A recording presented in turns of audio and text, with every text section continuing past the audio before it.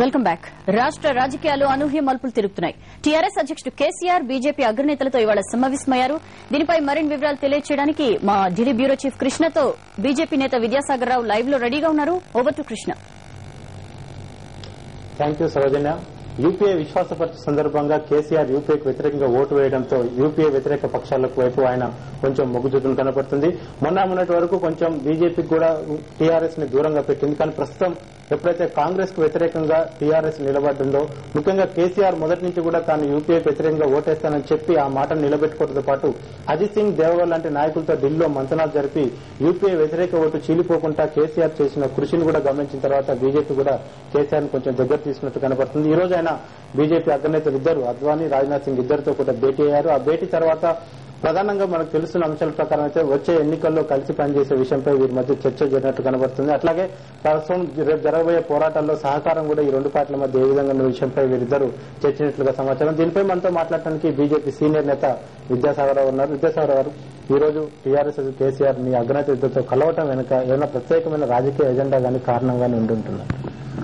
నాకు ఉన్న సమాచారం వ్యక్తిగతంగా సహజంగా కలుస్తారు. మొన్న జరిగినటువంటి విశ్వాస తీర్మానం పైన జరిగిన ఓటింగ్ సరళి తర్వాత తప్పకుండా రాజకీయ పునరీకరణ జరుగుతూ ఉంది. మళ్ళీ ఈ నేపథ్యంలో బహుశా కేంద్ర నాయకులతో వారు కలవచ్చు. మహారాష్ట్ర పార్టీకి దీనికి సంబంధించి మాత్రం ఏ సమాచారం ఏమీ లేదు. ఈ సీజన్ వచ్చింది. ఇప్పుడు తమ నిలవలు తప్పిననే శతకం ఉంది కదా. తన మిత్రులు శత్రులు కావచ్చు, శత్రులు మిత్రులు కావచ్చు. ఈ యొక్క ఏకీకరణ ఏ విధంగా ఉంటుందో మనం భవిష్యత్తులో చూడగలుగుతాం. కానీ తప్పదు. ఇప్పుడు మొన్న జరిగినటువంటి దారుణము ఈ కేవలం విశ్వాస తీర్మానం అంటే అది మన్మోహన్ సింగ్ గారు తనపైన విశ్వాసం కాదు, బుష్ గారి పైన విశ్వాస తీర్మానం ఉన్నట్టు ఉంది. ఆయన అమెరికా నుంచి ఆపరేట్ చేసి విశ్వాస తీర్మానాన్ని ప్రకటించుకున్నట్టుగా సిద్దమైపోయింది. ప్రజలందరూ దీనికి వ్యతిరేకంగా ఉన్నారు.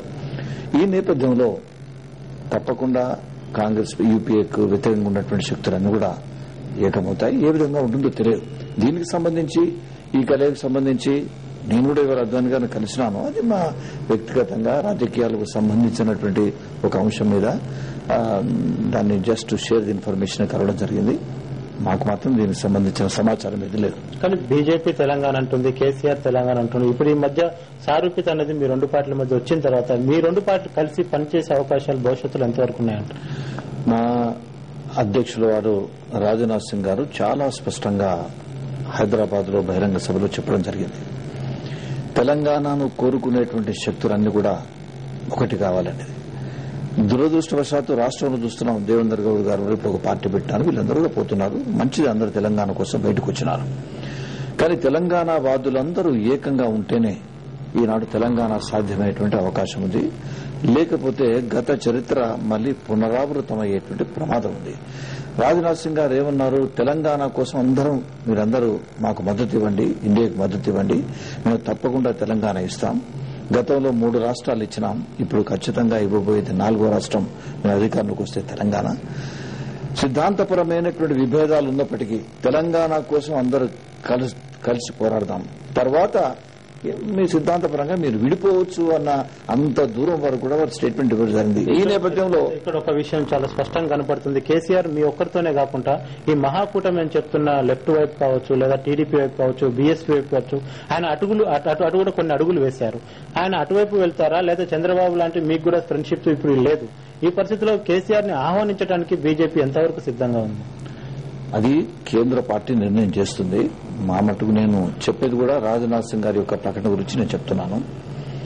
ఇప్పుడు ఎవరు అడుగు ఎటుంటుందో చంద్రబాబు నాయుడు గారు కూడా ప్రత్యేక తెలంగాణ అంశానికి సంబంధించి అనుకూలంగా స్పందిస్తారనేటువంటి వార్తలు వస్తున్నాయి.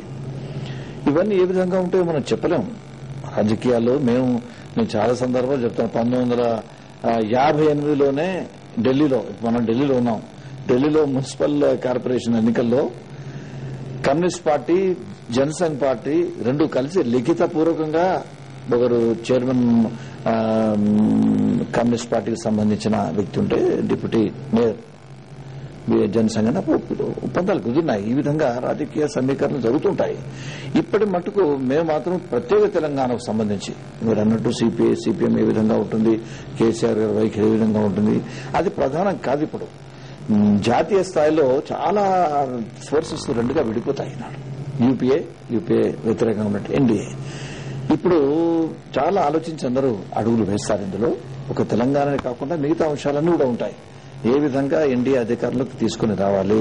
లాల్ కృష్ణ అద్వానీ గారిని ఎన్డీఏ ప్రధానమంత్రిగా అభ్యర్థిగా ప్రకటించింది. మరి వారిని ఒప్పుకుంటే అందరూ ఒప్పుకోవాలి, తప్పదు ఇప్పుడు, లేకపోతే యూపీఏలకు పోవాలి. అటువంటి పరిస్థితి నాడు నెలకొన్నది.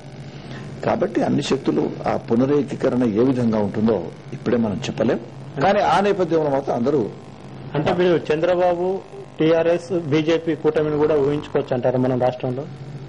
ఏ కూటమి ఏదైనా ఊహించుకోవచ్చు. నేను అందుకు చెప్పినా కదా, ఇప్పుడున్నటువంటి తమ నెలవులు తప్పిన వాతావరణం ఇది. ఎన్నికలు వస్తున్నాయంటే ఇందులో ఎప్పుడు ఏమవుతుందో ఎవరు చెప్పలేం మనం.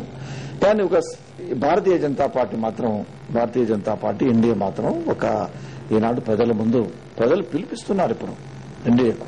ఆ పిలుపుని స్వీకరించడానికి ఈనాడు సిద్దంగా ఉన్నాం. మా వెంబడి ఏ కూటమి వచ్చినా కూడా మంచిదే. అది మా కేంద్ర స్థాయి నాయకులు నిర్ణయం చేస్తారు.